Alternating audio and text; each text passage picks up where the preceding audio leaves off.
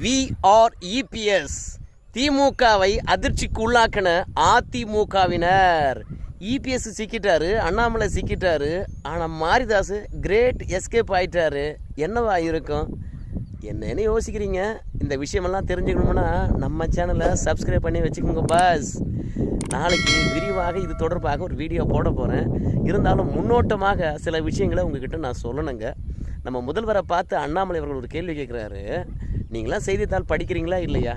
தமிழகத்தின் நிலைமையானது செய்தித்தாளில் வருது, தொலைக்காட்சியில் வருது, அதெல்லாம் பார்க்கவே மாட்டீங்களா அப்படின்னு போதைப்பொருள் தொடர்பாக அண்ணாமலை அவர்கள் முதலமைச்சருக்கு இந்த கேள்வி எழுப்பியிருக்கின்றார். போதைப்பொருள் விஷயம் தொடர்பாக எடப்பாடி பழனிசாமி மீதும் அண்ணாமலை மீதும் பாய்ந்திருக்கின்றது வழக்கு. ஆனால் மாரிதாஸ் அவர்கள் அனைத்திடமும் ஜாபர் சாதிக்கை பற்றியும் அவனுடைய தொடர்பில் இருக்கிறவங்கள பற்றியும் வீடியோவாக வெளியிட்டு தள்ளுறாரு. அவர் மட்டும் எப்படி கிரேட் எஸ்கேப் ஆகுறாரு? நாளைக்கு ஃபுல் வீடியோவில் இவற்றினுடைய உண்மையை அலசுவோங்க.